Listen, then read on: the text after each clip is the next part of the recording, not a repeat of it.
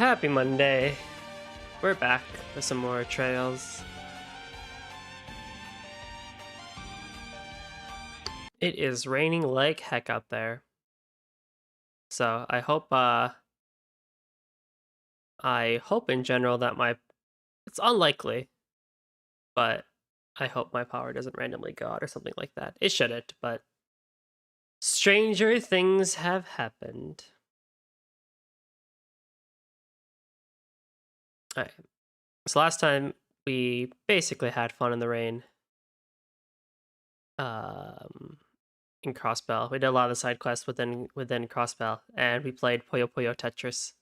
I keep saying Puyo Puyo Tetris, it's just Puyo Puyo. But Pom Pom Party is what we played. And then we made our way over to the mine. Or rather, the mining village itself.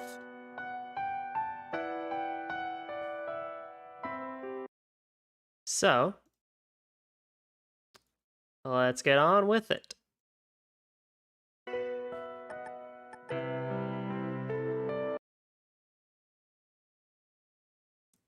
We are all good. Yeah, we're all good. And I just hear that thunder in the background. I was on a run. I got 5 minutes in, and like I made a turn. Because the way I was running like north, and I was like, oh yeah, it's still pretty good. It's cloudy, but I think we're gonna be pretty good. Yeah, I didn't check the weather for the forecast, and then I made a turn, like a 180, because I just want to run. I want to do some sprints, basically, and so I turned around, and then it's just dark and like foreboding. I'm like, is it gonna rain? And then within 5 minutes of my run, it started raining. I'm like, damn it. But here we are at Maine's Mining Village, one of my favorite towns in all of Trails actually now because of the music, but we still have many towns to go see, so I don't know exactly which is my favorite town yet. But before we head over to the Elder's home, there's a couple of things we could do in the area, so let's just talk to this lady who is an amazing NPC. Oh my! Is there something I can do for you, my sweet Fraulein? Oh, who is this guy? He's totally my type! I'm already getting used to seeing this around Wazi. Oh, and what a beautiful face. Wait, is he really a boy? What a strange girl. Oh, Amy, never change.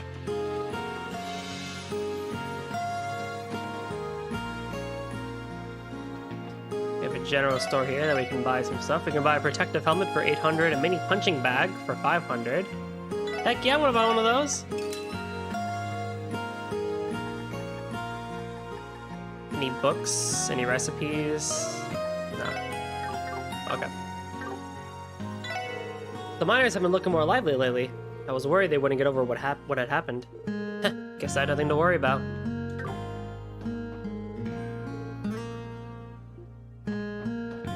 Any unique looking books spotting out to anybody?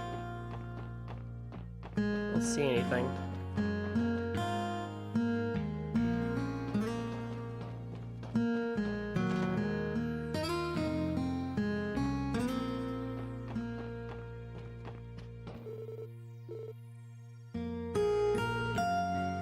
Oh, Gantz. That's a name we recognize. I used to laze around at work and avoid doing my job. Now I work a lot harder, which unfortunately leaves less time for other things like reading. So, you can have this book if you want. I don't mind. Alright. Chapter 2. The Eden News Agency. Anchorville was a large city in the Republic of Calvard. Though it was smaller than the capital, Anchorville had managed to accrue its fair share of business. With the city proper backed by the mountains and the market and harbor districts by the river, it created a sweeping view to behold. Rounding the market's corner, Edwin pedaled his bike hard down Sunset Street. The Eden News Agency, the office of a small local publication, lay just ahead. The newsroom was a frenzy as nearly half of the staff were out of their seats. A veteran reporter, Royce, gestured at a draft and didn't notice Edwin's arrival. The business editor, Clef, had a telephone in his ear. He looked as if he hadn't slept all night. The copy editor, or rather editor-in-chief, Chang, nodded along with a stern expression. From what Edwin could glean, there had been a delay covering a recent traffic incident. He kept to himself, slipped into his seat, and took out his trusty worn-out bag. Well, someone's in a good mood despite being late. That voice cut through the commotion came from Brandon, a middle-aged man with peppered hair and the editor of the culture column. Upon seeing his supervisor, Edwin wasted no time and shoved his draft into Brandon's face. Today's article is perfect. Please submit it to the editorial meeting. There better not be any spelling mistakes this time, unless you're looking to get scolded again. Edwin's broad smile appeared again. Everything is going to be great today. I guarantee it. Suddenly, one of the office's 4 phones rang, and a passing reporter named Carly answered it. What? Carly's brow furrowed. At 5 a.m.? Yes. Carly stood and waved an arm through the air. The editorial department, which had just been as noisy as a train platform, fell silent. Setting down the phone, Carly turned her gaze to Chang. Mr. Chang, apparently Weber Hart is dead. A loud clap suddenly rang out from Chang's hands. I need all the political columnists to gather up ASAP! Right! Yelled the reporters as they clambered to their feet. That guy, huh? This will be a big domestic story. The crowd continued to murmur as more than 10 reporters formed a mob around the editor-in-chief's desk. Who is this Hart guy again? Seriously? He was a big shot around here. He was a famous intellectual. How do you not know him?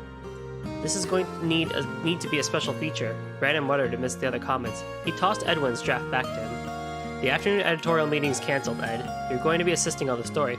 Huh? But why? Don't why me. We've got our orders from the chief. Edwin unconsciously scowled. He was suddenly overcome with a sense of vertigo. He felt as if the ground was shaking and he staggered. The others in the newsroom reacted in kind. Next came the shrieking sound of a metal clumping in on itself, followed by the grating roar of said metal grinding across the concrete outside the news agency. The cacophony ended in a bang, and through the trembling window, an overturned burning orbital bus billowed smoke into the sky. Edwin ran out of the newsroom, bag in hand, as fast as he could. It wasn't his instinct as a reporter that made him move, but the fact that he could have sworn he saw Agnes among the panicking public. Oh, interesting.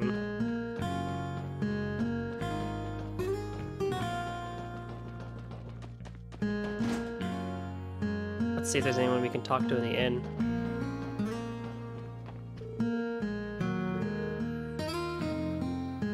I don't know why, but I kept thinking of Editor-in-Chief. I kept thinking of the, HP and Stealth. Oh. Popcorn's so light that the eater disappears along with it. That's pretty good. Partially burned fried rice. It's better than it sounds. I bet you that's a peculiar dish that we could use for later. But I heard the Editor-in-Chief Chang. For some reason I kept thinking about, like, I forgot what his name was, but in the old Spider-Man animations, where he's like, I want pictures of Spider-Man! Yeah, the guy with the mustache.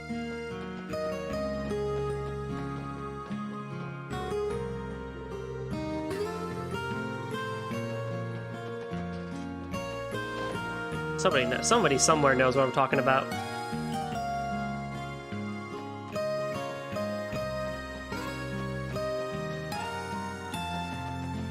Okay. You can go inside the mines and get another color for your car located at the basement floor. That's right now? Okay.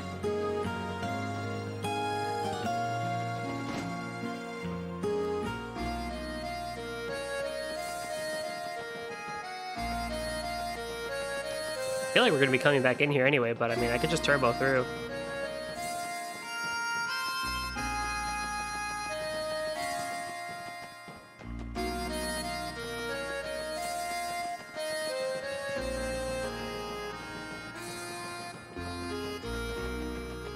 Somewhere around here. There it is. Learn charm coloring. Alright, that wasn't too hard. I bet you though, since there's no monsters here, they're gonna want us to go to the abandoned mines. That's probably what it is.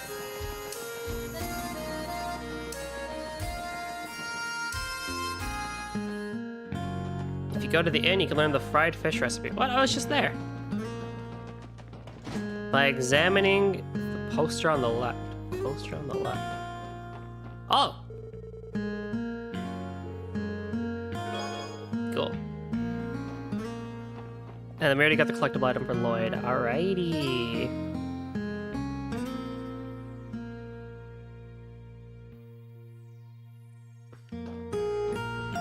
Do you know you have to talk to Bickinson? Yeah, there we go. 失礼します。クロスベル警察特務支援課です。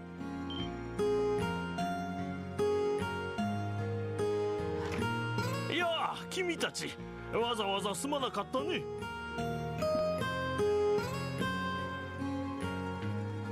よう、しばらくぶりだな。皆さん、ご無沙汰しています。ガンツさんの方は体の調子はどうですか？ああ、特に後遺症とかもなく元気でやってるよ。 Glad to see you recovered. 本当にありがとう。改めて礼を言わせてくれ。元気そうで何よりです。それで急鉱山というところで魔獣が発生したとか。ああ、町の近くにある数十年前に廃校になった大昔の坑道なんだが。Bickinson is greater than Tulta. Tulta is the mayor of Amorca village, right? まあ立ち話もなんですし、そちらに座ってくださいな。今お茶を入れますから。 Also, hey, how's it going, Blubba? 封鎖されていた入り口の扉が破壊されていた。あ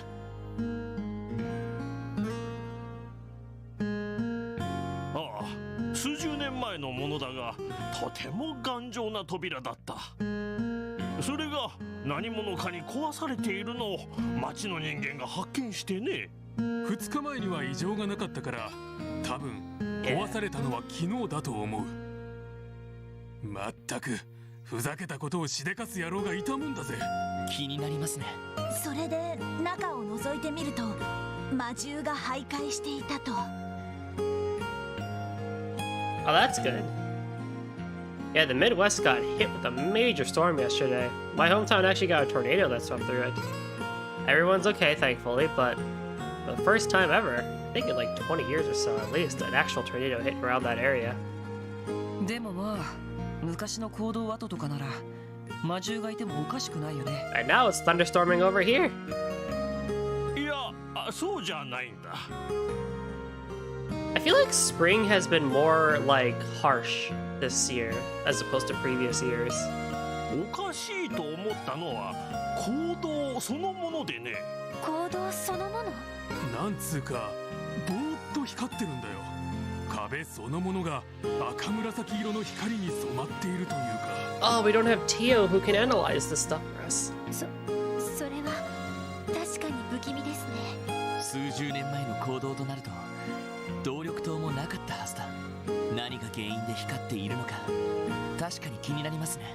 ああ、町に実害はないんだが、さすがにちょっと気になってね。お忙しいかとは思ったんだけど、連絡させていただいたの。事情は分かりました。扉が破壊されたということは事件性があると見ていいだろう。早速様子を見てこよう。ええ、わかったわ。了解しました。興味深そうな事件だね。ありがとう。よろしくお願いするよ。 Yo! ガンツ、皆さんのために道を開けておいてくれ。ああ、わかったぜ。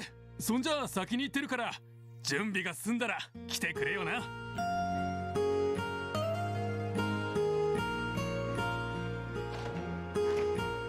よかった。本当に元気そうですね。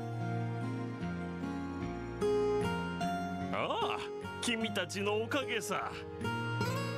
ただまあ、ギャンブル好きは全然変わっていなくてね。相変わらず休みの日にはカジノですって帰ってくるよ。 I do have to agree that Bickerton is a better mayor than Tulta. そうなんですか？ Although not much really happens in Amorica village.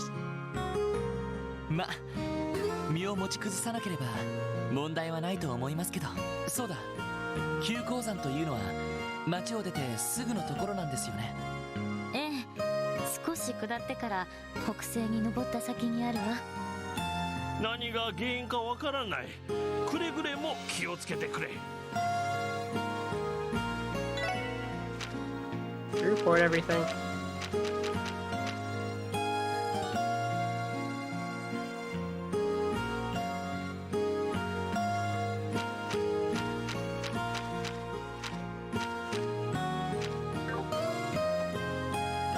what I could do real quickly. I think we're good items-wise and orbment-wise and stuff like that.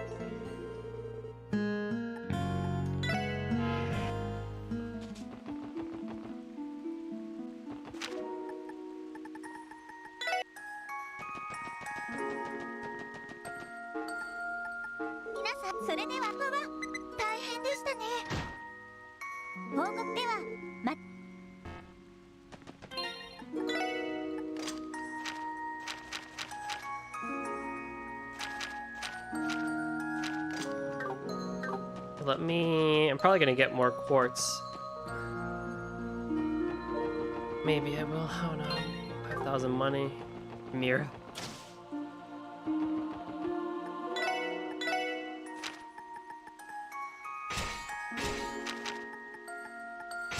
Cool. Everybody is opened up. That's good. That's good.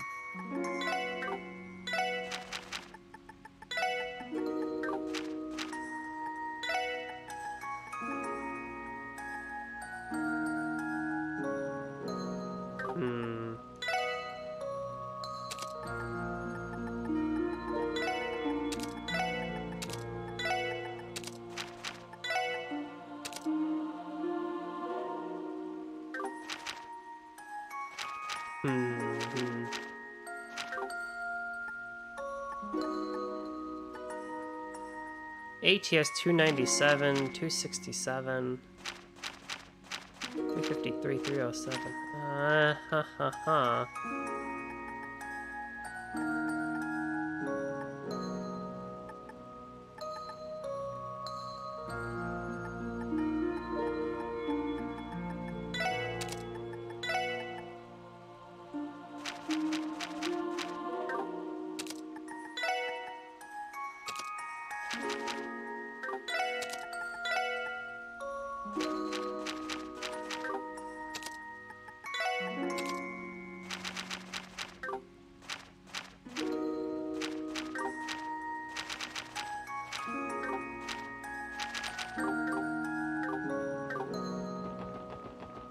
I don't like Ellie's setup. She doesn't have enough stuff on her. She has too much water, but she kind of needs that much right now.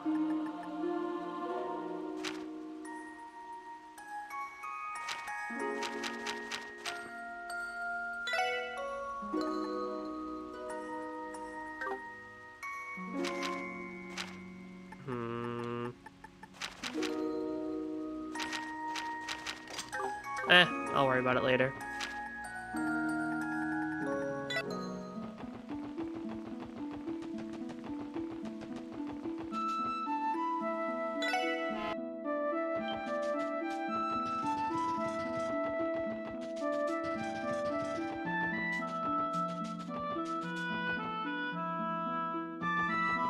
It's just, I don't know, like, I'm trying to spec Wazzy to be a berserker, but he ends up having the most...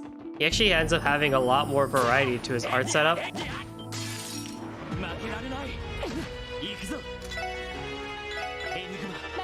than Ellie, who's the arts person. That's what bugs me as I fight bugs.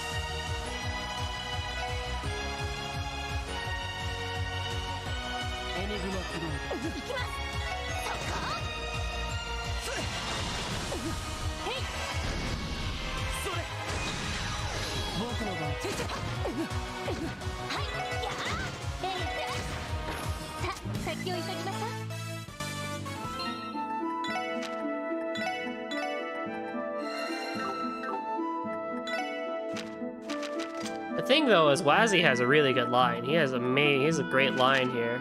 It's the same as freaking, what am I doing? Like, the same as Ellie.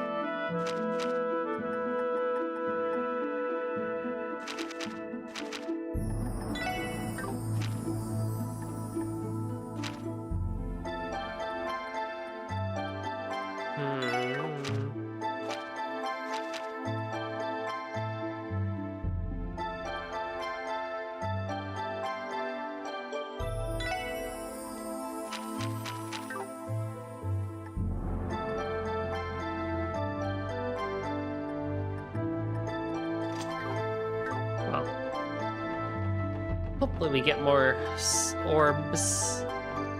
We get more orbs in the dungeon coming up. That, or I'll just, I don't know, figure something out.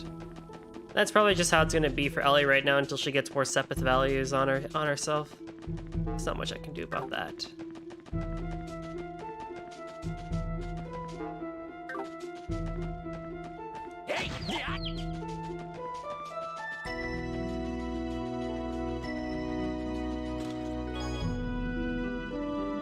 That item's used, as in it used to be mine before you took it. よう来たな。ええ、こちらですね。これが破壊された扉か。確かに何かで断ち切られていますね。ああ、正直人間の力でできるとは思えないんだが。で、ここが急鉱山の入り口だ。この光は。Yeah, that doesn't look foreboding at all. Look at that.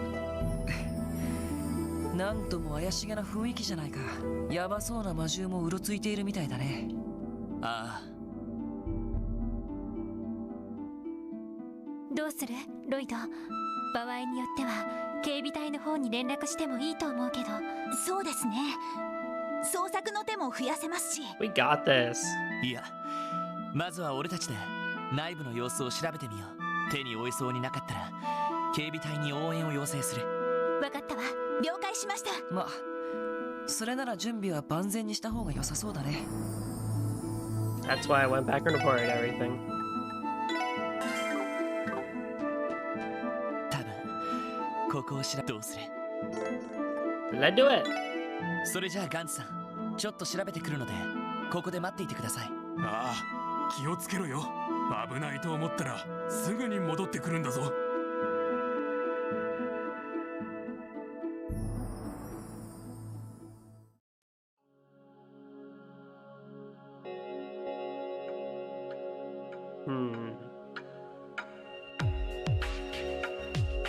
Deserted mine. これは確かにちょっと普通じゃないですね。地面や壁面がぼーっと光っているみたいだけど、それに何かしらこのよどんだ空気は。正気の類かもしれないね。これは上位属性が働いているかもしれないな。Oh, of course, Wazzy's the one who could identify that for us. ワジ君、あなたどうしてティオちゃんと同じようなことを？あの子ほどじゃないけど結構霊感はある方でね。どうする？このまま奥を調べるのは結構ヤバそうな気がするけど。そうだな。でも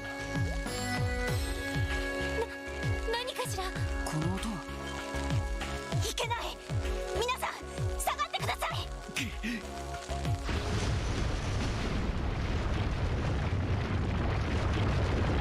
Oh. なんだ！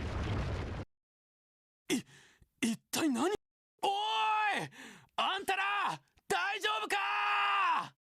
聞こえたら返事してくれ！ダメだ。声が届いてる様子がね。Now is when you get the CGF. とにかくみんなに知らせねえと。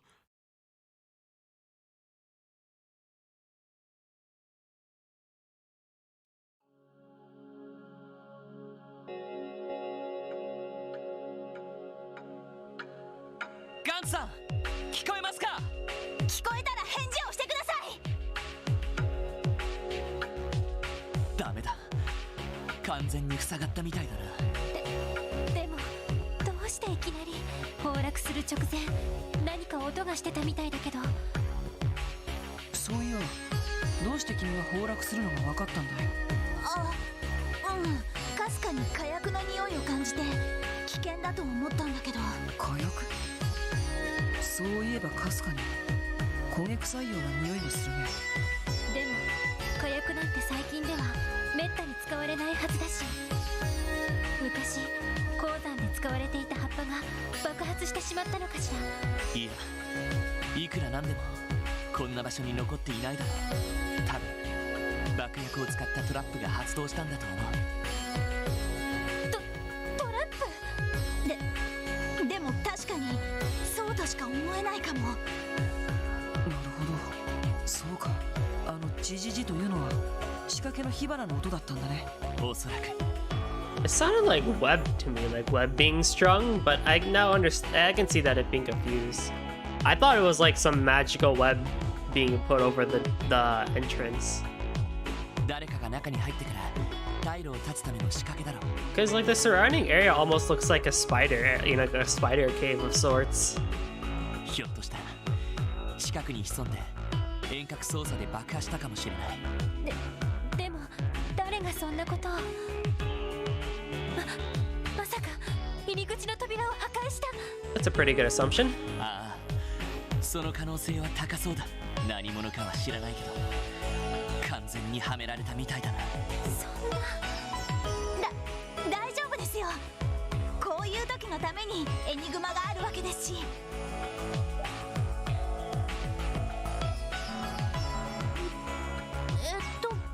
これって Oh, 多分動力波が届いていないアラートかも。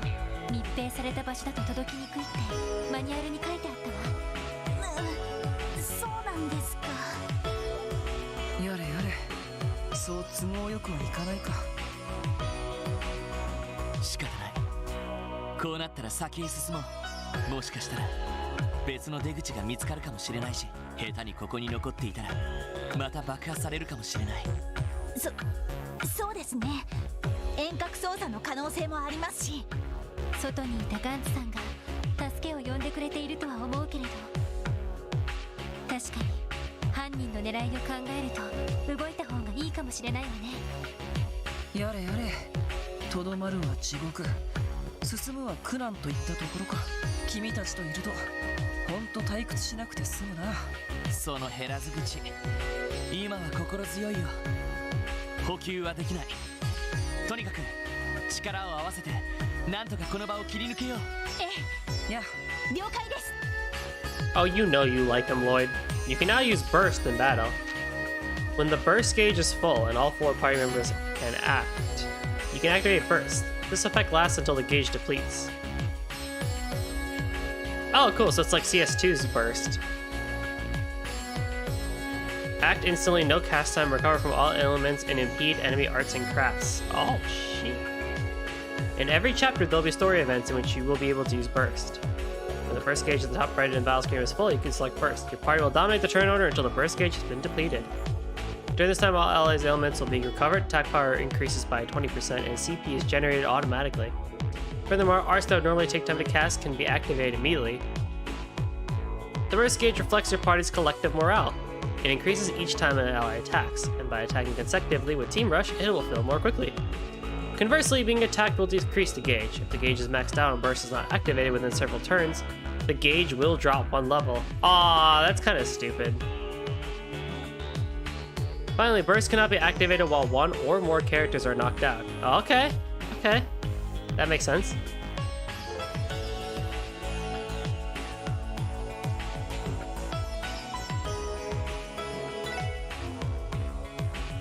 I feel like in regular fights, we're going to see that burst gauge go up and down a lot. I try not to use it unless I really have to, like in boss fights, as we saw in Cold Steel 2, or in very, very hard trial chests, but you know, we'll have to see. Where is that burst gauge? There it is. Up at the top.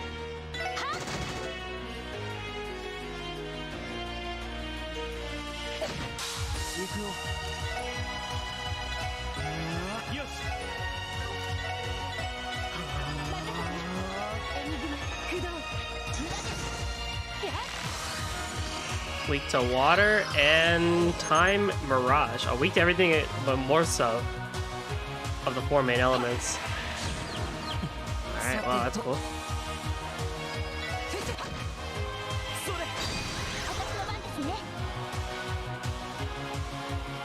But I don't wanna.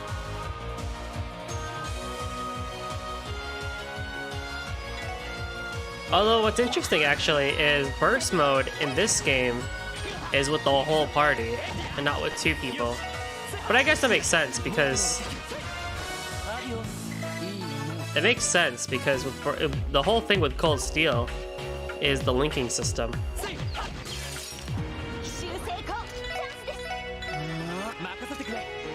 So that makes sense actually, I'd say.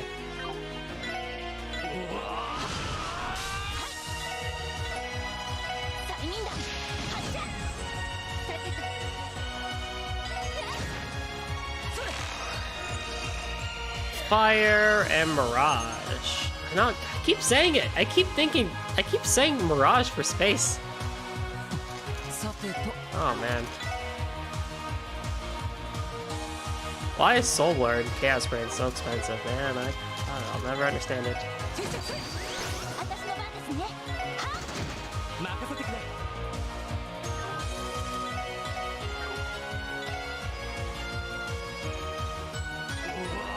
Away with you.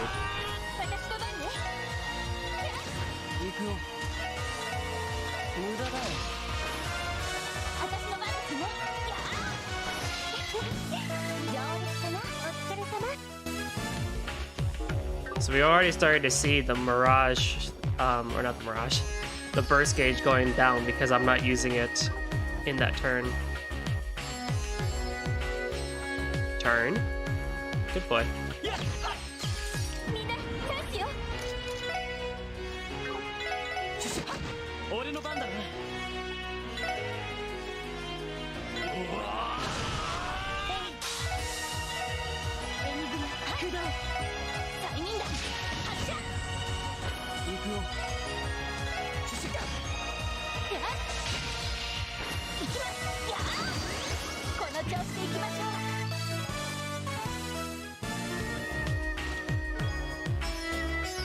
Well, not the villain per se. No, of course not. That was much too harsh. He was only 27 years old, not yet dulled in the spirit by the constant, tiresome politics tethered to life as an heir. A polka dot dress seems like it's for women only. Yep, indeed. 436, 331, 446, 336. I think Ellie's gonna take that one for sure. Because yeah, you're doing pretty good.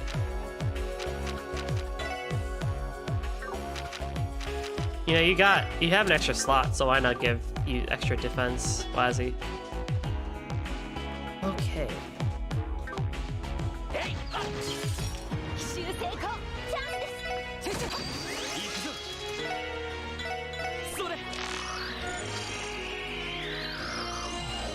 Skull. Weak to Earth, Fire, and Mirage, mainly.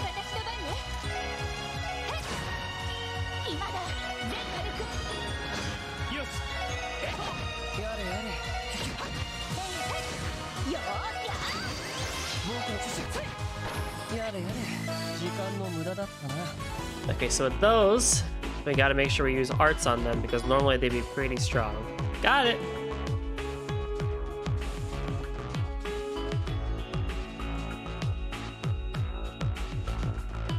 This way is a monster chest, which we actually cannot open yet because it is way too powerful for us. There's also a gate.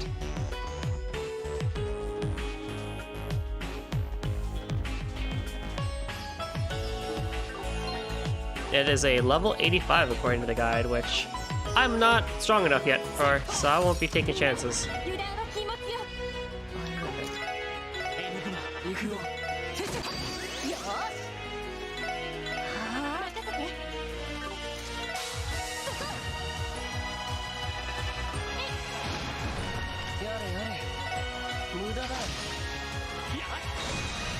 Oh, nice.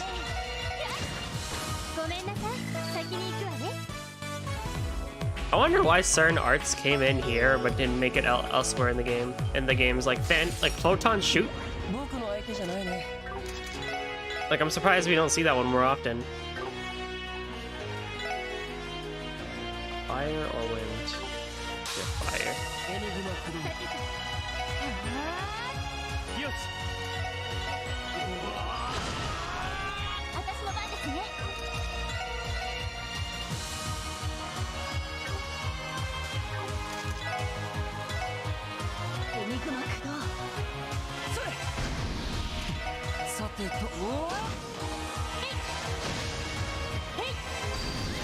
think. よし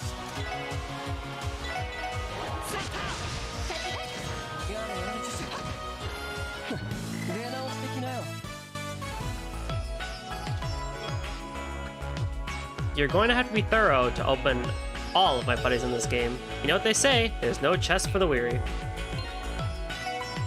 Got a Mystic Stole, which prevents Petrify. Oh, okay. I haven't seen any enemies that do freeze in this area yet, so probably Petrify might be a good thing to prevent.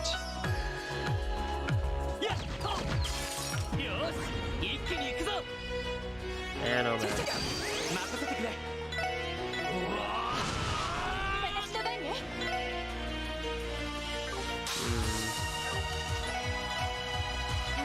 私の番ね。催眠弾発射。やれやれ。やっ行きます。やっ行くぞ任せて。やれやれ。俺の番だな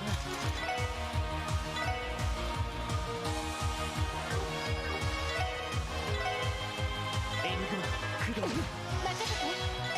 エニグマ駆動。あ Oh, nice. やっさ先を急ぎましょう。 I'm going to be battling a little bit here now just to get some extra Sepith for slot upgrades.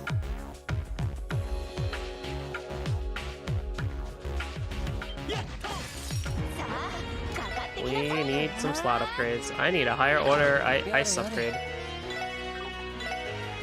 行くぞエニグマ駆動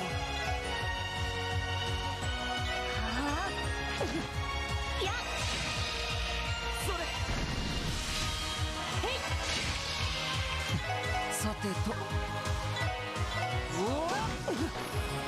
俺の番だな私のそこ先で。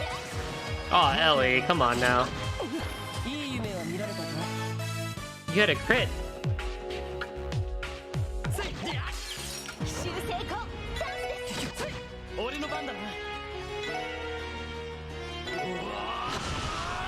い催眠弾発射。今だな。みんな行くわよ。いいね。イエスマン。じゃあここだ。行きますよ。よしよし上出来だお疲れ様。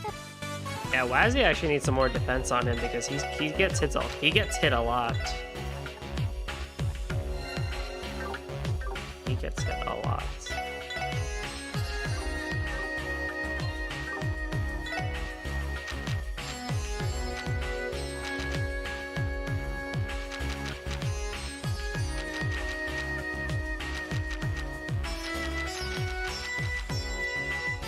%10% of EP, huh? Alright. I don't have any bellberries. Dang it.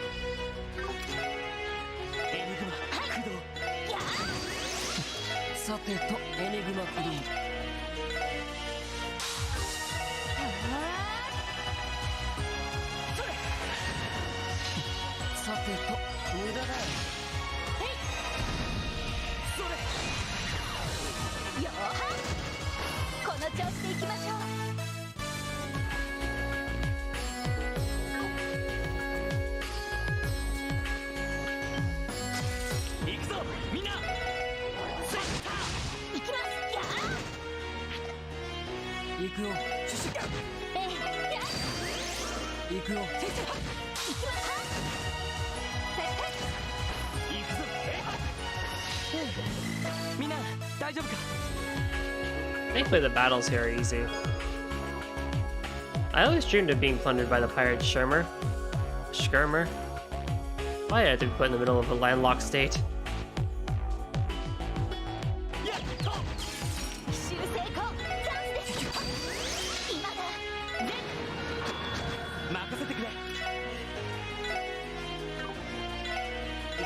Like, none of these enemies are outright difficult. So that helps a lot.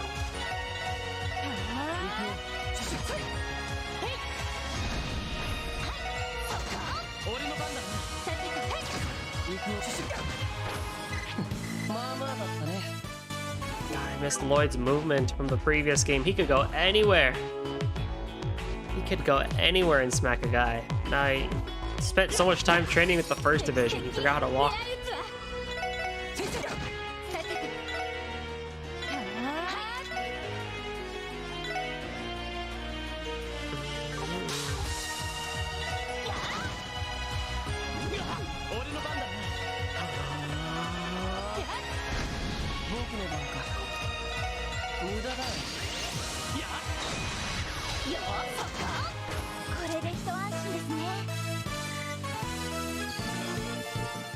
Oh, but I'm also not getting a whole lot of XP either. That's great, I guess.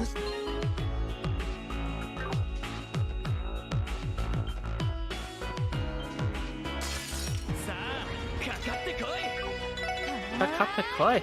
やれやれ。俺の番だな。エニグマ駆動。エニグマ駆動。それ。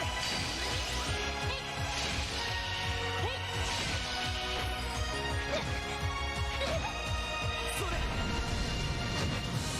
僕の敵だ。はいはい。皆さんお疲れ様でした。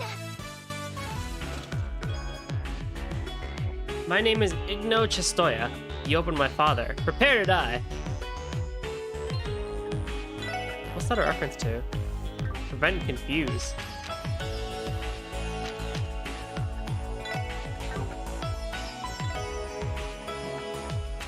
I haven't seen anyone do faint here yet, so I think we're good on that one.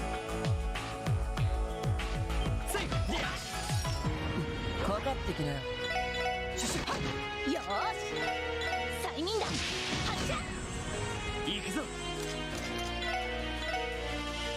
エニグマ駆動。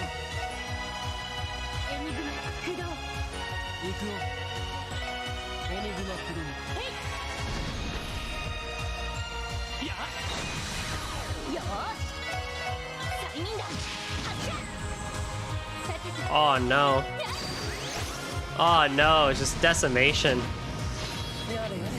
時間の無駄だったな。 Decimation on that front.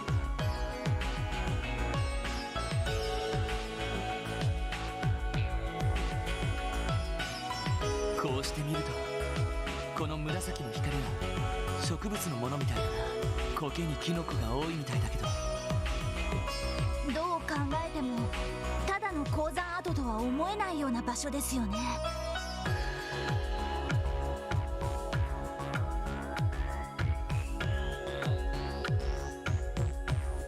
光る苔というのはどこかで聞いたことがあるわ。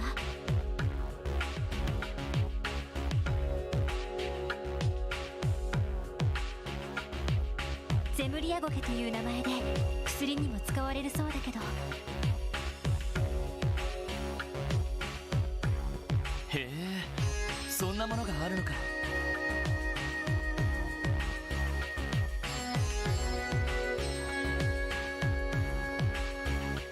で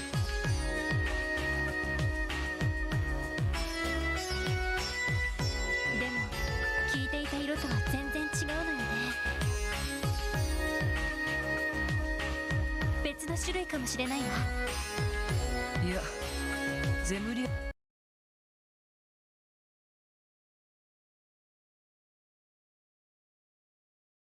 Let me just check one thing real quick. Ba-bum, ba-bum.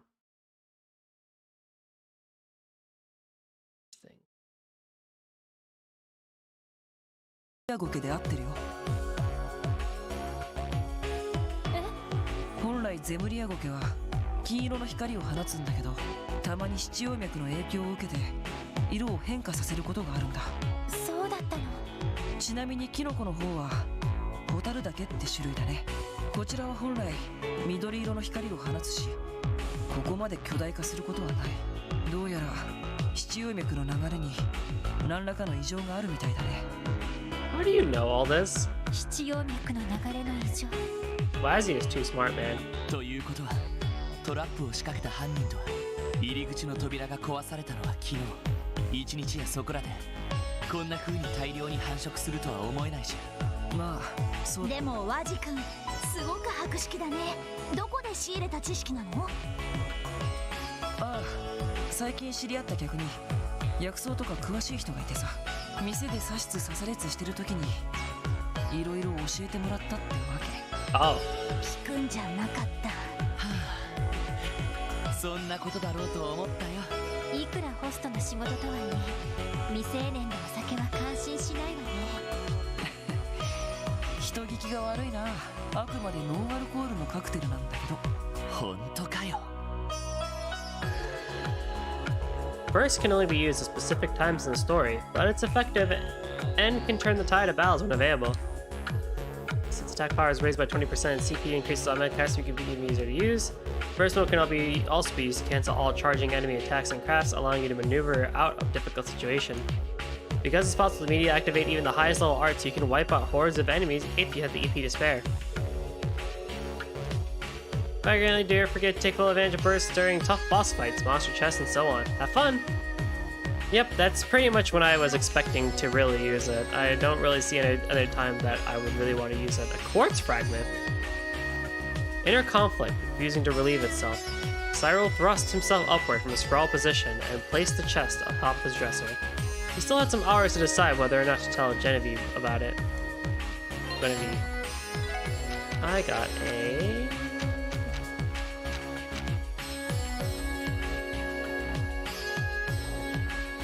A reflective red crystal shard can be used to restore certain memory quartz. Oh, cool.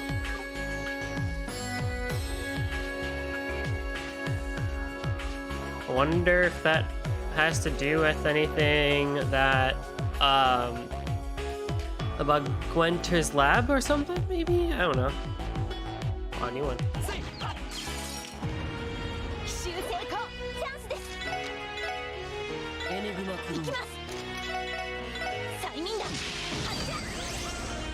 Oh, come now, you guys make it too easy.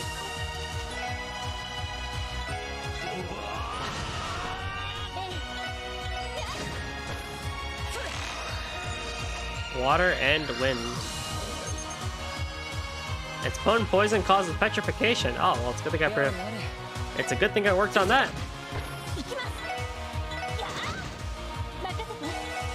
But they're pretty weak.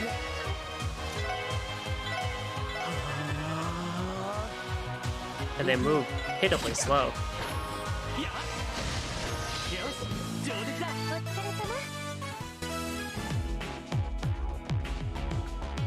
Now will Lloyd level up?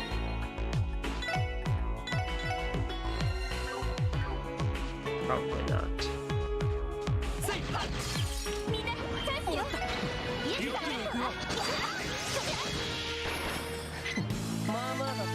Maybe he would. Maybe he will level up actually.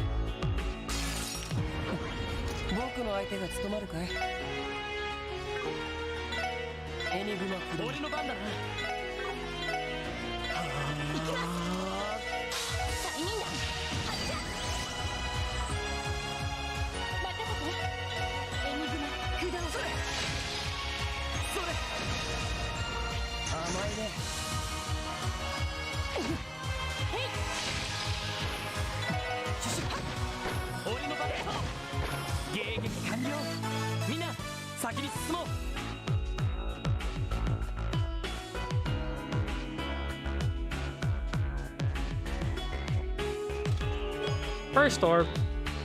Why do they call the Enigma 2 an orbment? The quartz is square. The frame is square. They should have called it a square mint. That's Goldia, Jerry. Goldia!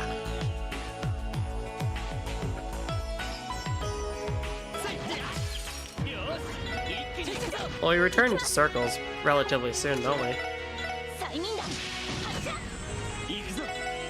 Where's my triangles, huh? Why are they left out?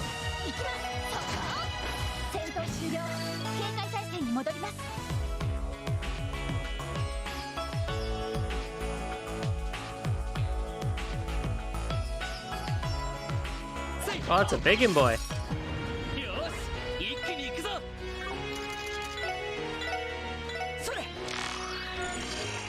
weak to time.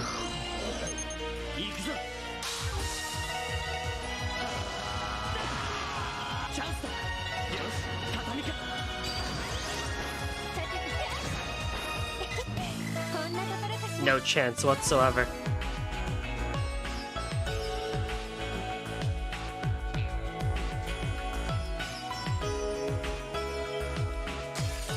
さあ、かかってこい。任せてくれ。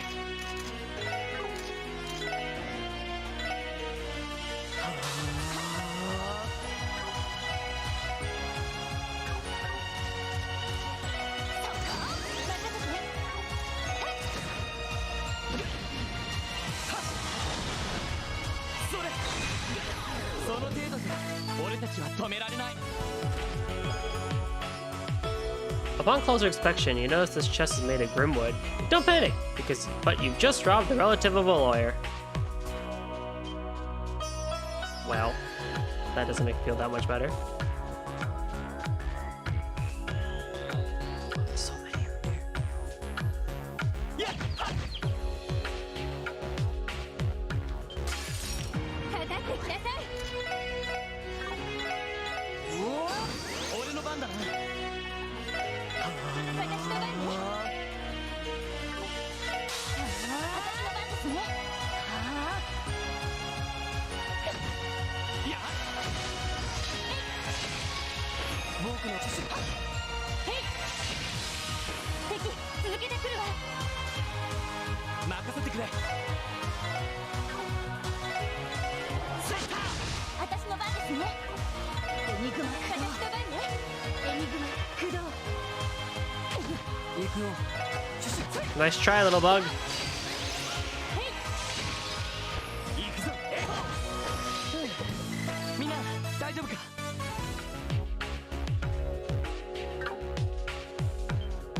Aww, what? みんな立て直すぞ。了解です。 This place does have some pretty unique music. It's different. やれやれ。無駄だよ。任せてくれ。 Aw, man. 任せて。今だ、駆動。僕の番か。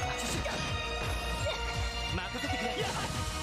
これが俺たちの力だ。まあ当然の結果かな。 You admire the chest's curves and lush locks. Broad axe too. Oh, yes.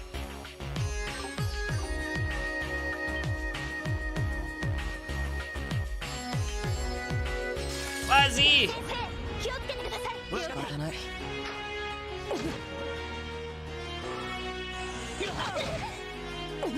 行くぞ。 This is a little predicament. Alright. Alright. Alright. Well,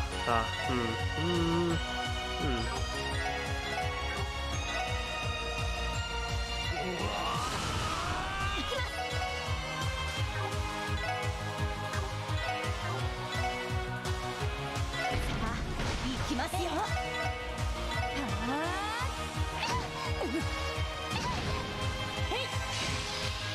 よーし。 Wait, but didn't I put... 行くぞ。行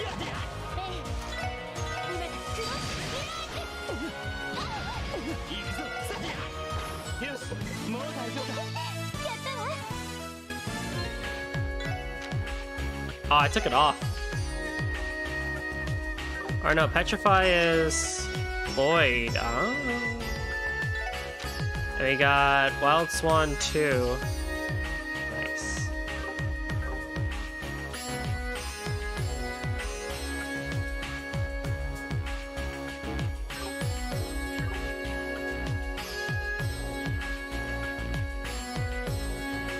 What is this one? 敵出現、混戦します。 Oh, I see. Okay.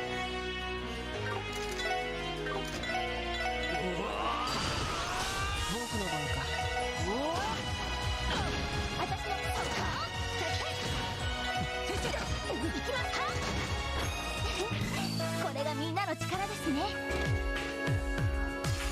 ここは通らせてもらうわ。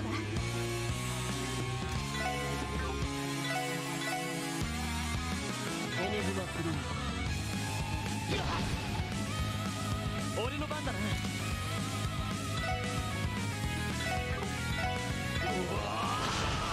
よーし催眠弾発射。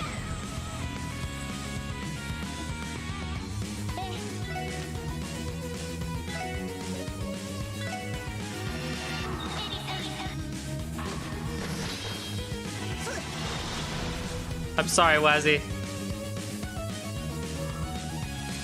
Dude, I'm the king of somehow setting up arts and then just killing people beforehand.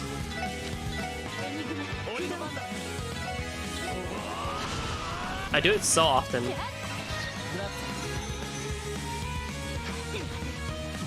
さてと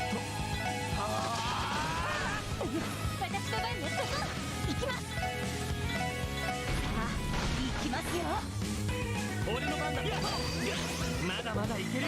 Oh look, the burst came at the very end.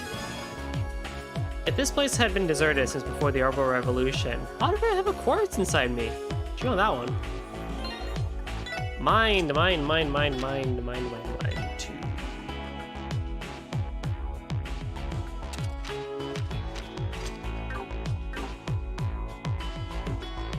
Man, your guess is as good as mine on that one. How did you have one?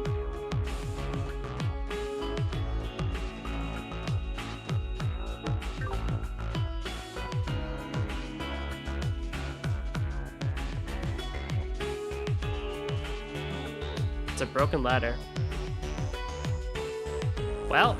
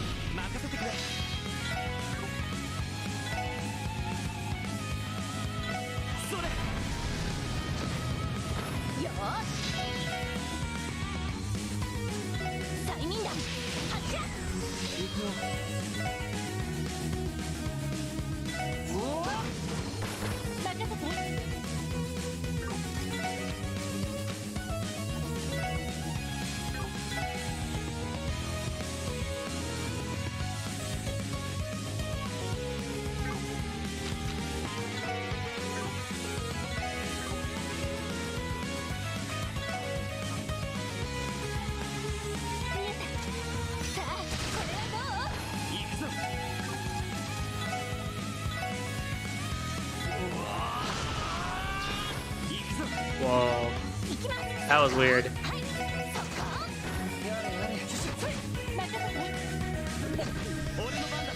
It cut so quickly back to the, Oh yes, a gladiator headband. What's the difference between an RPG protagonist and a rare metal collector? One treasures your steel and the other steals your treasure. Wise words.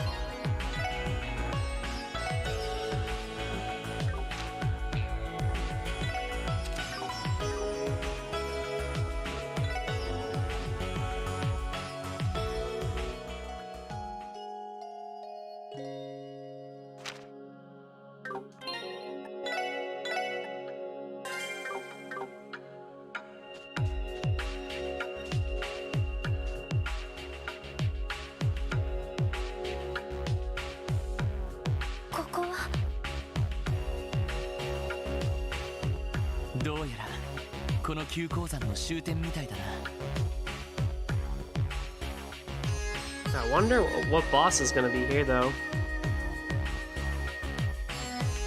Please be a spider. Or some fungi. It's gonna be one of the two. 抜け道の類は結局見つかりませんでしたね。どうしましょうか。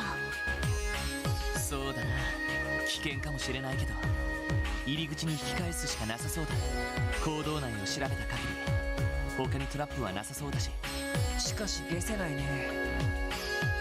結局入り口を破壊してトラップを仕掛けた犯人は何がしたかったんだい？そうね。この異常な内部についても直接関係はしてなさそうだし、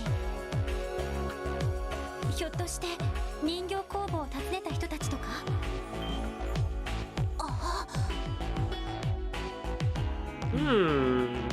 確かにかなり怪しげな連中だったよね。そうだな。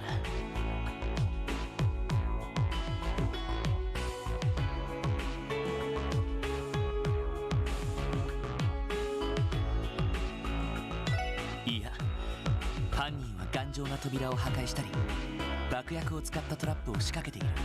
そういう荒事をしそうなタイプには見えなくなかったか。そうね。一体何者の仕業なんでしょう。仕掛けられたのが昨日だ。支援課に連絡があったのが今日。まるで俺たちを直接狙ったようなタイミングだから、さすがに考えすぎか。ロイド、どうしたの？大丈夫ですか？いや、とにかく一旦引き返そう。ひょっとしたらガンツさんが応援を呼んだかもしれないし。あれは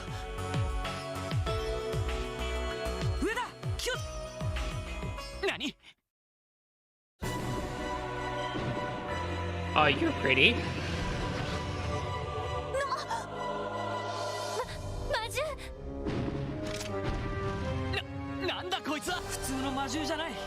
とにかく気をつけ。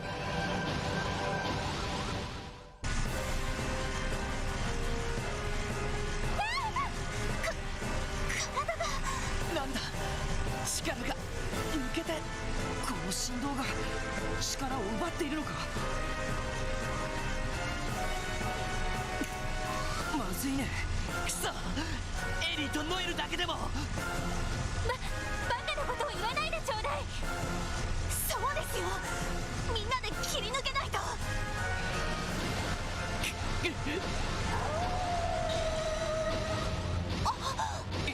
今のは。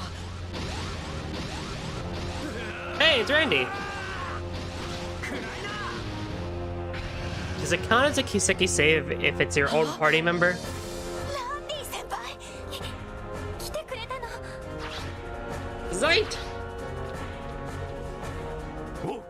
サイトもすごいタイミングじゃない。話は後だ。このデカブツを撃破する。俺たちの全力をぶつけるぞ。分かった。任せて。目標を撃破します。デカブツだ、気抜くなよ。 They replaced Wazzy, huh?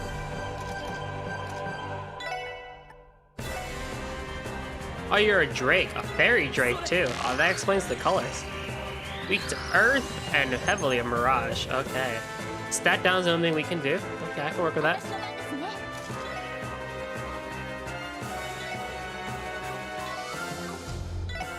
電磁ネット交換。 Ah, this.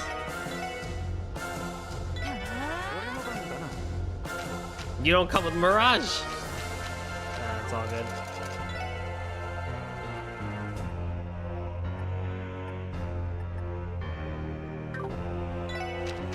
Yeah, this doesn't really help here a whole lot right now, but yeah, at least I have some Earth. エニグマクロー。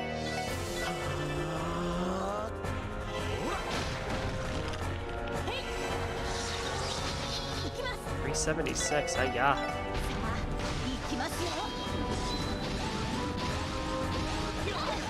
Oh, 任せて。 spicy. みんな。俺の番だな。エニグマクロー。いや、行くぞ。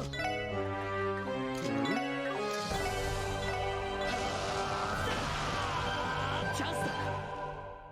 よし、畳みかけるぞ。 Oh, come on, Noel. 任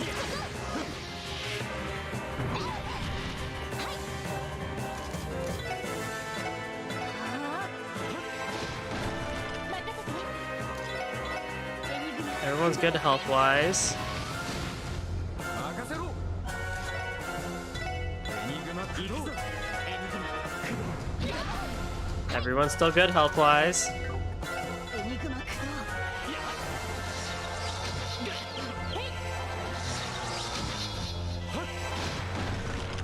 やっ。任せて。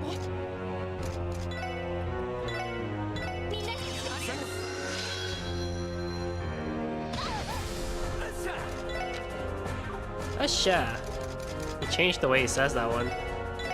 私の番ですね。さあ、行きますよ。俺の番だな。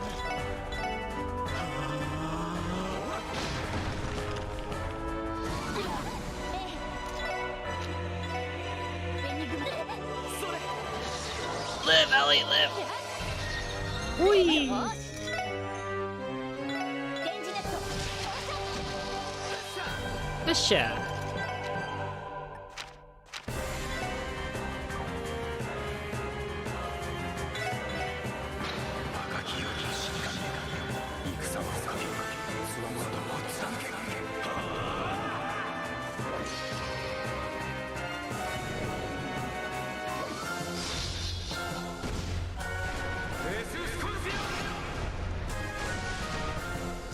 任せてくれ。エニグマ、私の番ね。エニグマ。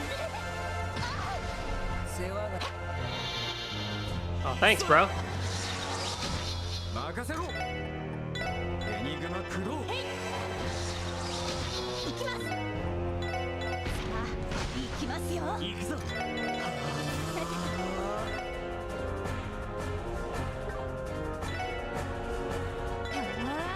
ほら。それ。任せろ。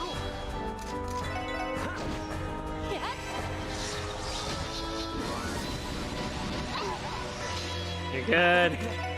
You're good. これで決める。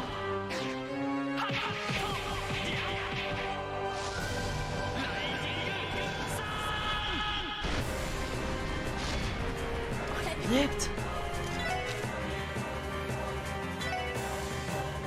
There's no way you're living against this. 気高き女神の息吹。力となった我が忠実と。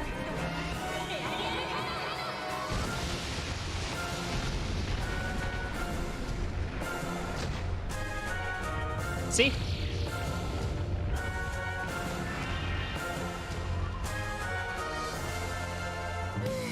なんとかなったわね。 Range chords.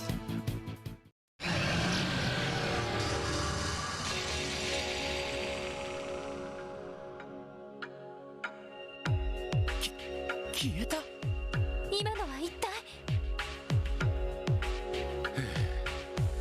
どうやらただの魔獣じゃなかったみてえだな。 Welcome back, Randy.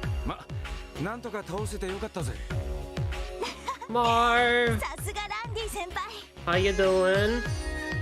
やれやれ大した戦闘力だね。本当に助かったよ。でも一体どうして。いや、リハビリ訓練が完了してようやくお役御免になったからイルスインに支援課に戻ったんだ。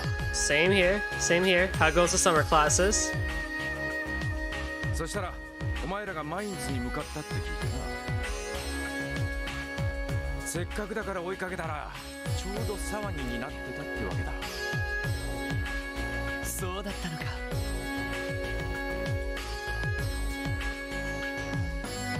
それじゃあひょっとして崩落していた入り口も。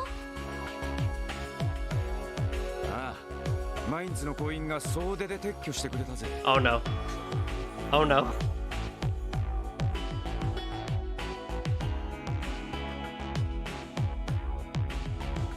それで俺だけ先行してお前らを探そうとしたらひょっこりこいつまで現れてここまで連れてきてくれたな。そうか。やれやれ相変わらずとんでもないね。ザイトありがとう。これはお礼にお肉でも買ってこないと。おーい、大丈夫か。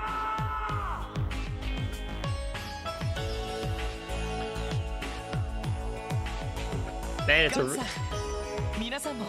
man, it's a real good thing we cleared out all the monsters along the way. Most of them. お疲れさん。 Oh, they had Randy too, so Randy probably cleaned up whatever we didn't. よかった無事だったみてえだな。おかげさまでね。急いで駆けつけてくださってありがとうございました。いや、もともとこちらがあんたらに頼んだことだからな。You have 1 degree, and I went to school to upgrade further, but they just haven't you redo all the classes, so I'll be going back. Oh yeah, screw that. Save time and money on that one. しかしまさか急鉱山がこんなことになっていたとは。俺たちのヒージーさんあたりが掘っていた坑道だよな。 Good on you for pulling out of that one. こんな風になっているなんて聞いたことなかったけど。そもそもどうしていきなり入り口が崩落したんだ。 How's Azure? I missed everything. Ah, no worries. So far, so good. We're pretty much still in the early part of things where the plot hasn't really kicked off a whole lot yet. We're still getting accustomed with everything. We're in chapter 1. So, you know, it's a lot of the same from before, like in 0. Same as we saw in Cold Steel 1 when we came to Cold Steel 2. But unlike Cold Steel 2, the plot is more having you get reaccustomed to playing everything again while also adding in all the new mechanics still. So, nothing crazy yet, but of course, more of the same is not bad for this series. とりあえず一旦町に戻りましょう。 It's comfortable, so it's been good fun so far. 町長さんへの報告と合わせて起きたことをすべてご説明します。 I picked up this recovery water today that has like 20 grams of protein in it. But like it has protein electrolytes. And so like the main ingredients are water, native whey protein, natural flavors, cane sugar and stuff like that, and stevia leaf extract. But like nowhere in it does it say, like it's meant to be recovery water, but like it has protein in it or something like that. That's really what it's called, it's just recovery water. But none of the ingredients, except for like the whey protein isolate, have any dairy in them, right? But then right after in the allergen information, it says contains milk. And I'm like, but you didn't list milk as an ingredient. Like you didn't list skim milk or anything of the like. And so like I'm drinking it and like I don't hate it because I like the fruit punch water part of it. But then just like this like heavy texture comes in, like as if I'm also drinking milk. It's really weird. But there's no taste of milk.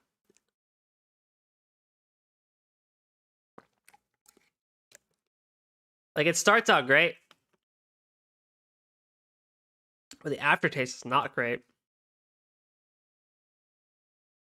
Like the first few sips, oh yeah, that's good. That's some refreshing fruit punch water right there. And then like I guess I don't know what happens. The stevia, I think it's stevia, because that's a weird thing to use as a sweetener. But the stevia hits and it's like, not that great.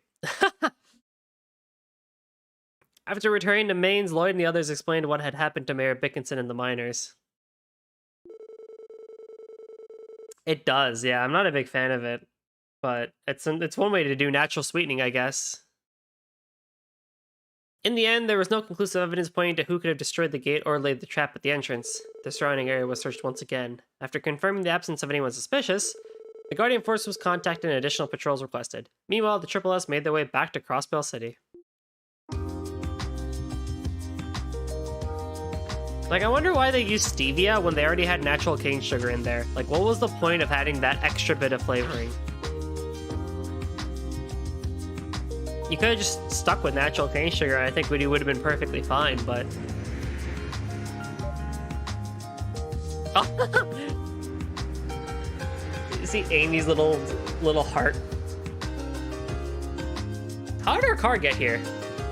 I guess... Yeah. ここに来る時にも思ったが、本当いい車だよな。こんな車を自分で持てたらナンパし放題じゃねえか。 Did you drive it, Randy? How did you get this? What? 足に頼るようじゃ君もまだまだなんじゃないの。後輩のくせに生意気な。さすがに分が悪いわね。ダンディ先輩のモテ自慢も和ジ君にかかれば型なしですね。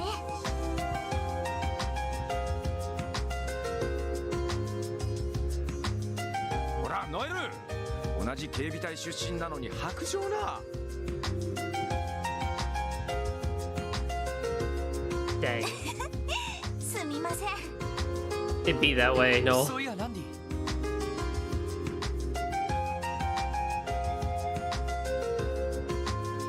長からスペアキーを借りてこの車に乗ってきたんだよな。いつの間に動力車の運転ができるようになったの？ああ、訓練の合間に一通り覚えちまったよ。Oh, cool.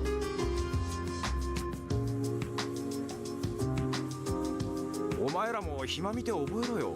なかなか便利なもんだぜ。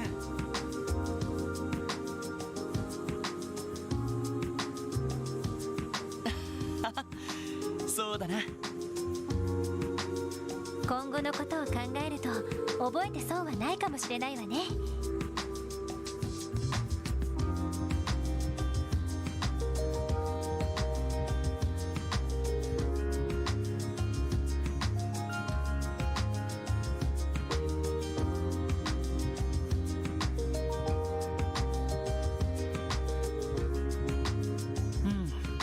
僕はどちらかというと運転してもらう方がいいけどね。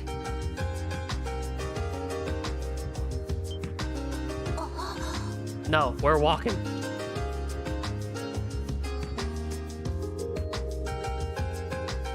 Well, they fixed the gate, but it's still purple.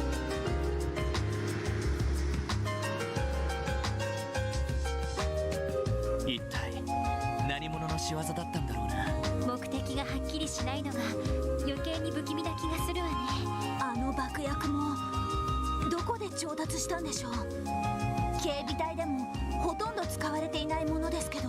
大方旧鉱山に残っていた葉っぱを使ったとかじゃないの？ま、僕も火薬についてはあんまり詳しくないけどさ。いや違うな。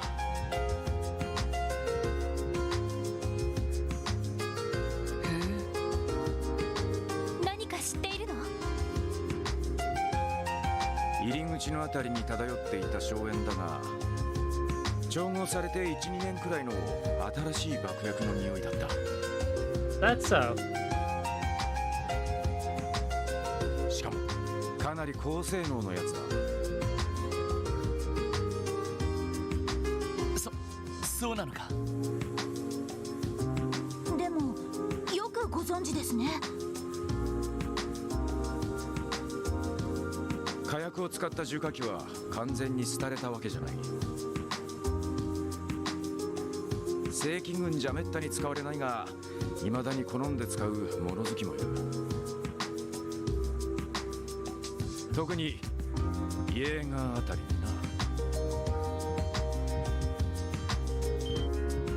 な。まさか。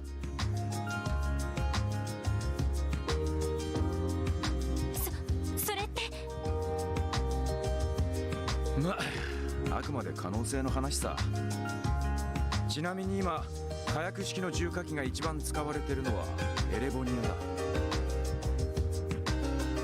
今もラインフォルト社がラインナップを残してる。そうだったんですか。さすがに詳しいね。しかしエレボニアか。嫌な富豪が重なるね。ああ、昨日のこともあるしな。なんだ、なんかあったのか。ええ、実はあの遊び、エレボニアのスパイかよ。どう考えてもただものじゃないとは思ったが、単なるスパイというより情報将校と言うべきだろう。通商会議を前にして情報収集をしているだけかもしれないけど、どうも一緒にいた赤毛の子が気になるんだよな。あの子ね。Yeah, that one. 君にとってはトラウマになったみたいだね。なんだなんだ、まさか色っぽい話かよ。その実は。へえ。あの子の話はやめましょう。まったくイリアさんにセクハラされる D 社さんの気持ちが分かった気がするわ。すごい説得力だな。でもいつの間にか懐に入り込まれていたし、ただの民間人じゃないのは間違いないと思う。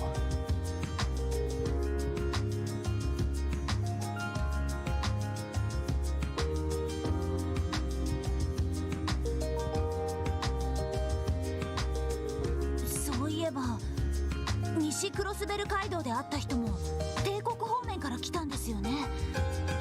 あ、そういえばあの人も赤毛だったっけ。 Randy, we met your dad. If only, right? ああ、言われてみれば。レクタータイとあの子は赤毛でも色合いが違ったけど、考えてみればあの子と赤眼の男はそっくりな色だったかもしれない。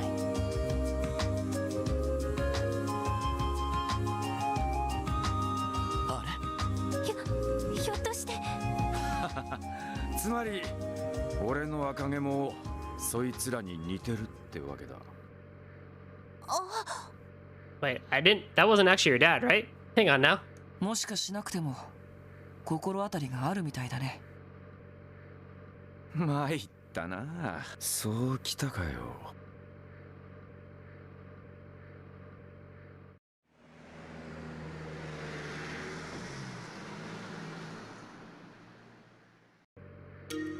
なあ、ランディ。 Oh, come on. とこんな時に I'm with you, Lloyd. See, one of the things that still annoys me from Zero is the fact that Randy does, like, the bomb that Randy was a Jaeger was dropped back in Zero, but it's never brought up again. And again, I did mention the fact that never really was a good time for it, but they didn't even mention or talk about the fact that, like, you know, maybe this Triple S would have talked about it, or Randy would have opened up about it. No, they went the entire rest of the game, which, by the way, we learned in Chapter 3, they went the entire rest of the game knowing that Randy used to be a Jaeger, but nothing else. I don't know, that still just irks me because even now, months later, we still don't know about Randy's backstory. It's like, oh, come on, just let us know already. We learned all about Tio and Ellie, but we didn't get to learn about, and Lloyd.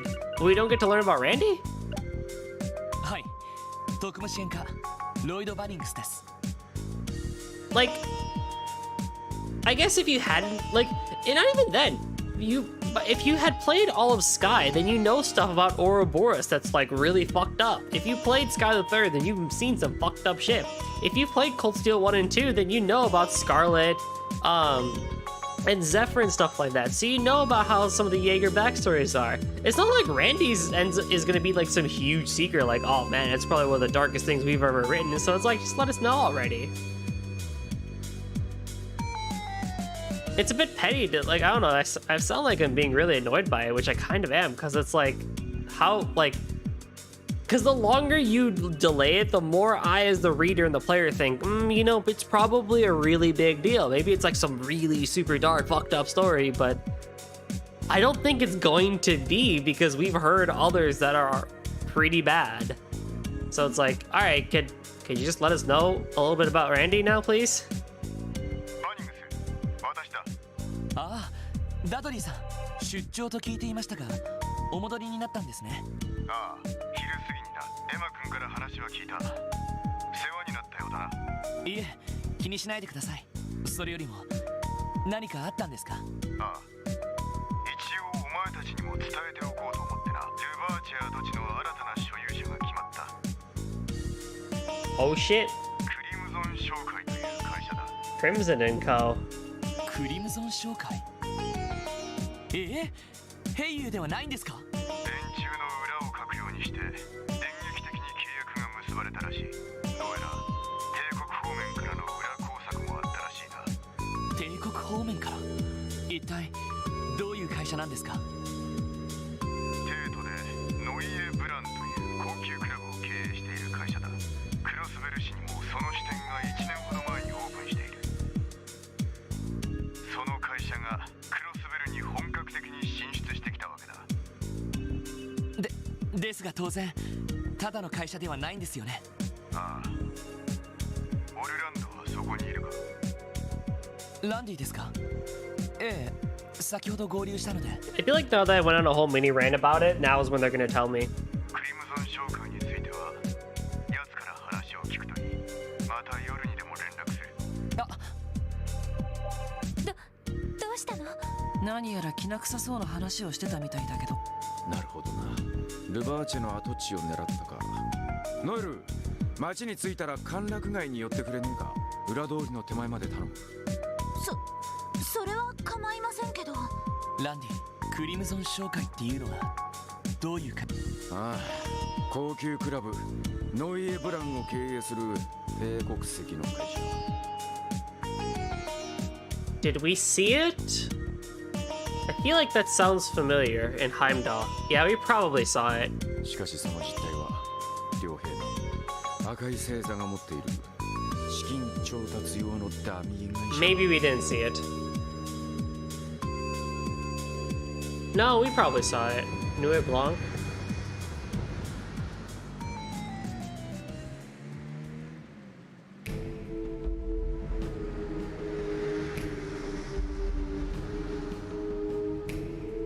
Is this a Sky song? This is a Sky song. 用事も済んだし、 It is. そろそろ帰るとしようかな。おっと、その前に急鉱山とやらに寄っておくか。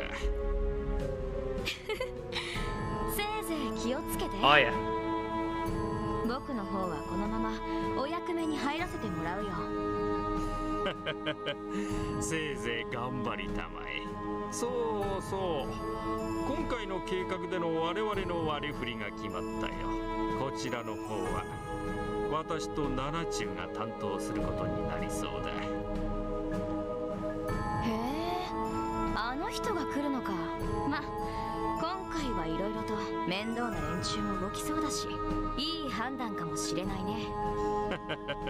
そういうことさ。それとアストラルコードの運用レポートも頼んだよ。低レベルのネットワーク環境でどこまで進化を発揮できるか。はいはい、暇な時にまとめておくよ。それでは大いなるマスターのために。偉大なるマスターのために。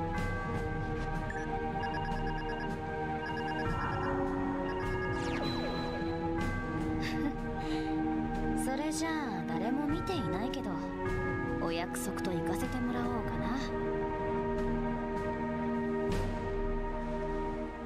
執行者ナンバー0、道化師カンパネルラン。これよりマスターの代理として減塩計画の見届けを開始する。 Oh man.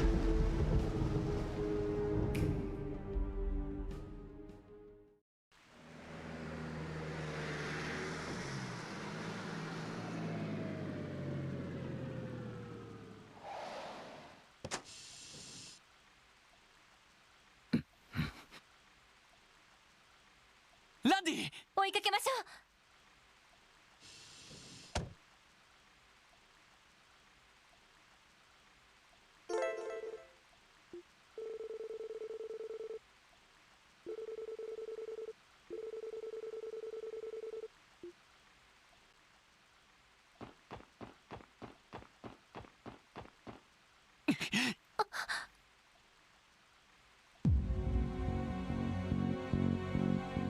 Oh, Lecter's here too. おじきシャーリー。 Oh, so close. It's his uncle.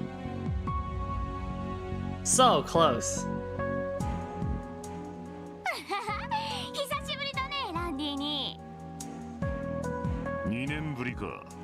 変わってないようだな。ランディ！昨日の人たち。怪しい連中が揃い踏みか。やっぱり彼氏、このおっさんの身内だったか。そっくりな髪の色だったからまさかとは思ったけどよ。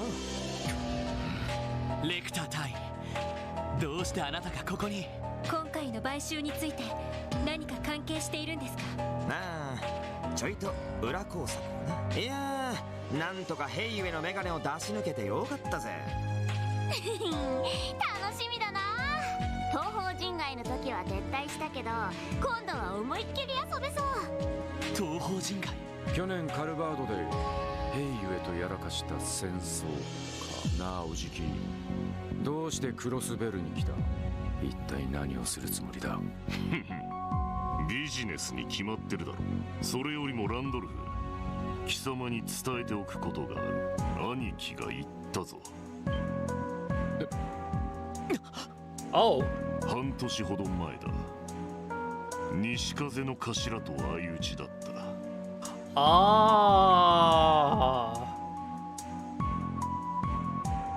長年の宿敵同士である東進と両兵王の決着。もうほんとすごかったんだから。そうか。クソ親父。最後まで戦いながら行ったってことだよ。満足そうだっただろう。うん、すっごく楽しそうだった。いいなあ。シャーリーもあんな相手が欲しいよ。ま、兄貴も悔いはないだろう。どこぞで迷ってる不肖の息子のこと以外はな。休暇は終わりだ、ランドル。いずれ話があるから体を開けておくがいい。またね、ランディに。そんじゃ。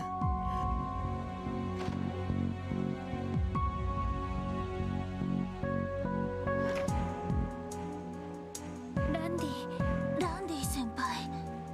あの二人、ランディの。ああ、赤い星座の副団長シグムント・オルランド、その娘で部隊長の一人シャーリー・オルランド。俺のおじきといとこで最強最悪の戦記どもだ。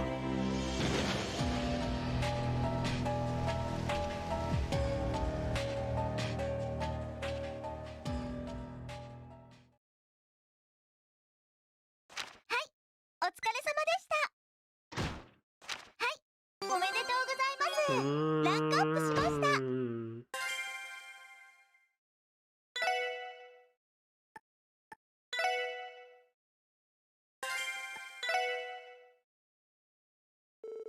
The West Zemuria Trade Conference.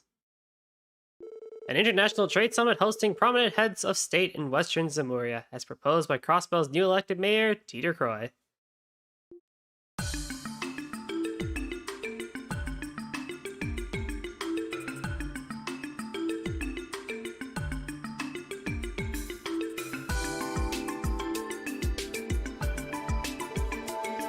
Additionally, the opening of the conference will double as Crossbell's unveiling of its new City Hall building. Its name, Orcus Tower.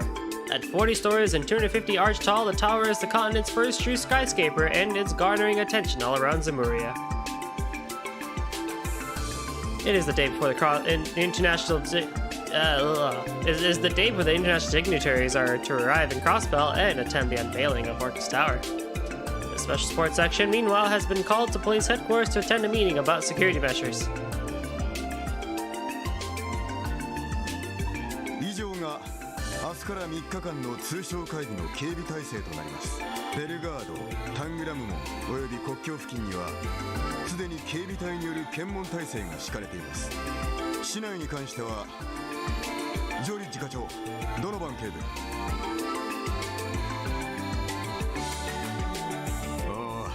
広域防犯課では総員を市内巡回に当たらせている状態だ。会議終了まではフル稼働だな。ニカは駅、空港、商業区画を特に重点的に警戒しているぜ。こちらも会議終了までは総員で当たることになりそうだ。なお警備対策本部は捜査一課で運営している状況です。考えられる限りの非常事態に対応できると自負していますが、どんなに厳重な警備体制も決して完璧ではありえない。そこでうちの出番ってわけだ。ええ、お伝えしているようにセルゲイ課長には障害担当として対策本部に詰めていただきます。警備隊方面との連絡も受け持っていただけると。やれやれ、人使いが荒いこったとにかくいろんなところに顔を突っ込んでるからな。それで資格をついたやり方で有利な捜査体制を確立する。絡め手のセルゲイの面目躍如ということだな。よしてくださいよ、昔の話。絡めてのセルゲイですか？なるほどという呼ばれ方ですね。昔の話だ、昔の。それでこいつらに関してはいいんだな。ええ、構いません。彼らにはしばらく友軍として動いてもらおうと思います。友軍ということは通常の支援活動を行いながら何かあればバックアップに回れるようにするんですね。ああ、その通りだ。遊撃士協会と同じスタンスだが、彼らに頼り切るわけにもいかん。それにあんな連中が入り込んできた以上、予想外の事態への保険は欲しい。あんな連中。赤い星座だな。ああ、両兵団赤い星座、ゼムリア大陸西部において最強と言われる両兵団の一つだ。現在多数の所属メンバーがクロスベル入りしていることが確認されている。ちなみに1年ほど前、あのヘイユエと共和国方面で大規模な抗争を起こしたらしい。物騒な連中だな。ってことはこの町でヘイユエと抗争の続きをするつもりなのか？いえ、基本的に両兵団はミラによって動く連中です。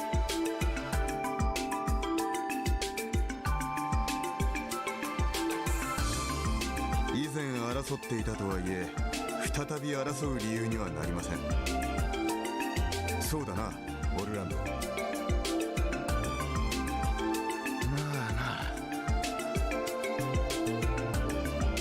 縄張りを重視するマフィアと違って両兵団にはミラと戦場が全てだ。昨日の敵は今日の味方、その逆も日常茶飯事にある。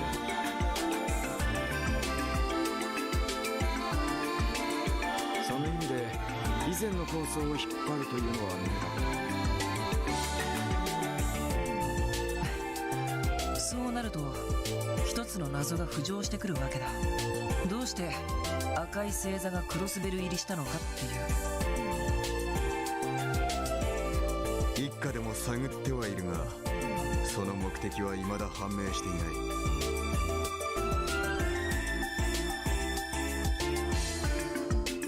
ただ帝国政府の後押しを受けているのは確実なようだな。通商会議に関係することで何かを行おうとしている。もしくは共和国系のヘイユエの台頭を抑えるのが狙いでしょうか。まあどちらもあり得るだろう。いずれにせよ通商会議において無視できる要素じゃないってのは間違いなさそうだな。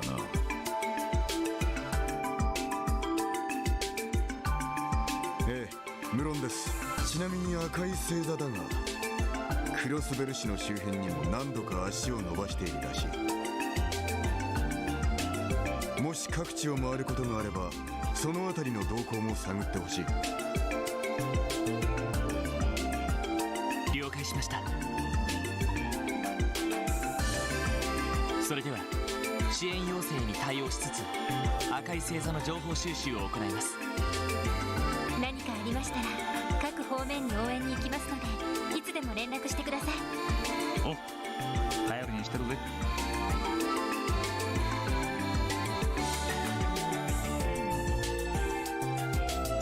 遠慮なく頼らせてもらうぞ。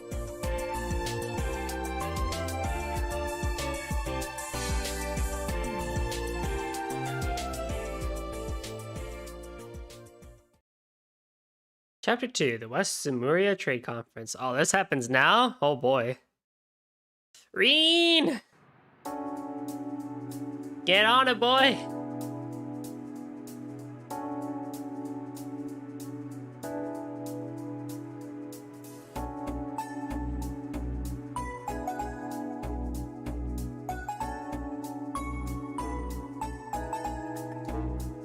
Anybody new? Damn.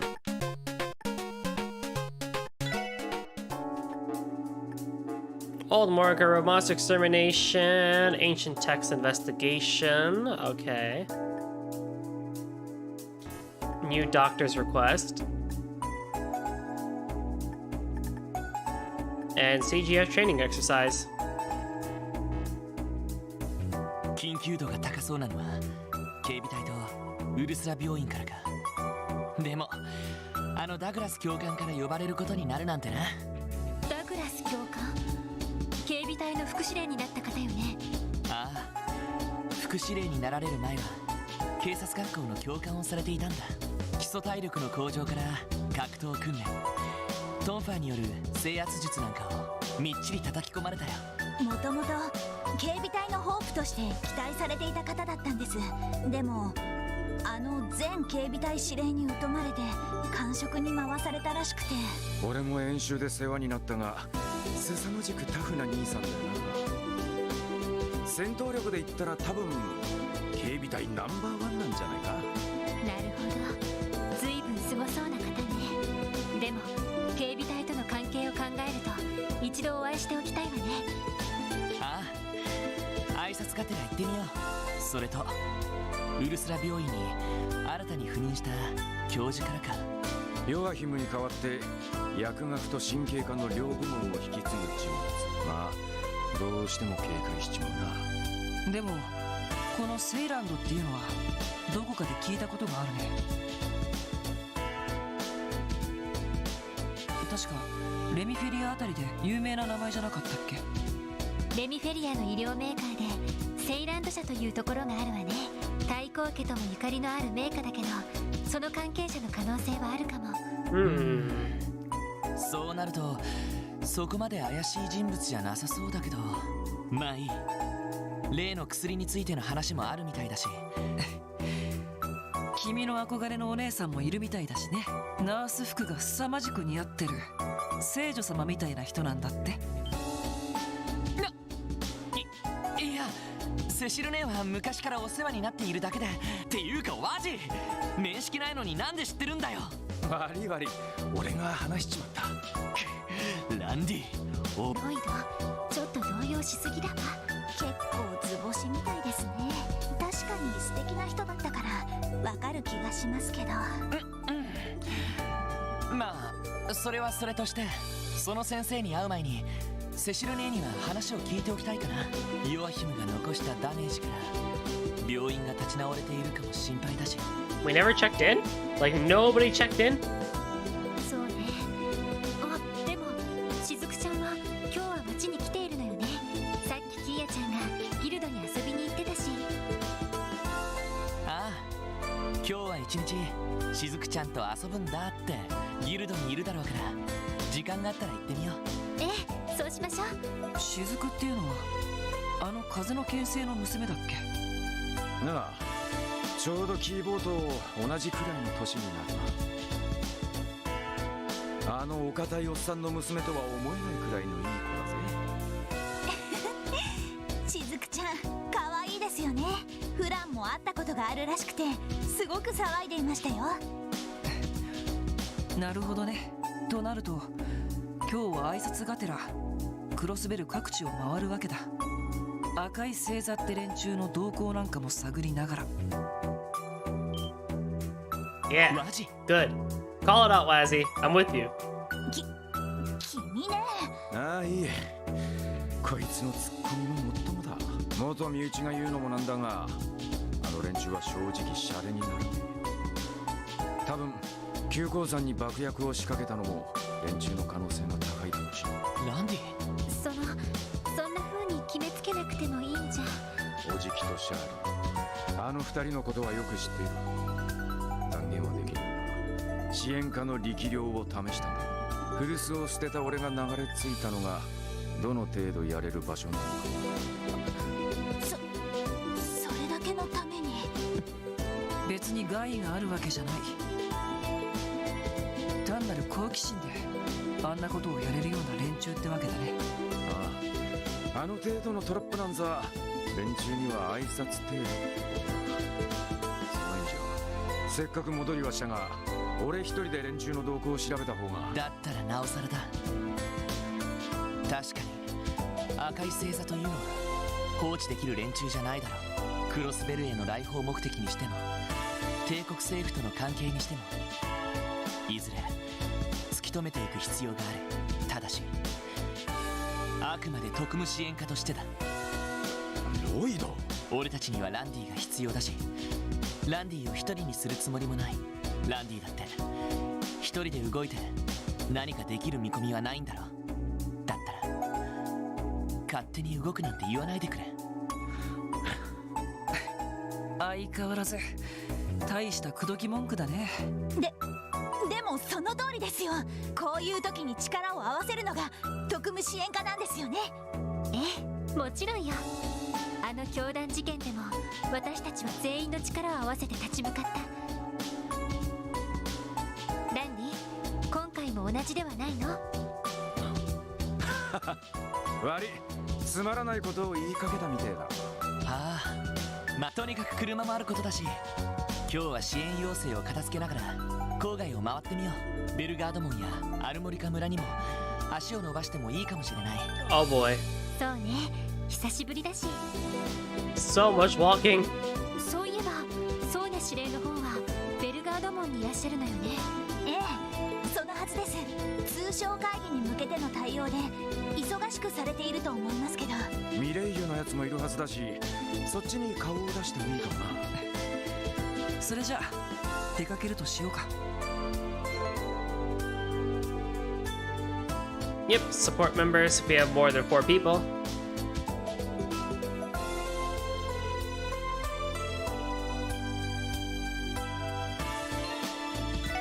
Although I think I will actually end the session here. I think it's a pretty good place. It's shorter than what I normally do, but we're going to be doing a lot of stuff in the next session. There's a lot of side stuff that's going to be in the next couple of sessions, so let's keep it short today, and then we'll keep the next couple side story heavy and everything. So as always, thank you all so much for coming out to this session of Trails to Azure. I hope you all have a wonderful rest of the day or week, and I'll catch you guys next time. Bye-bye!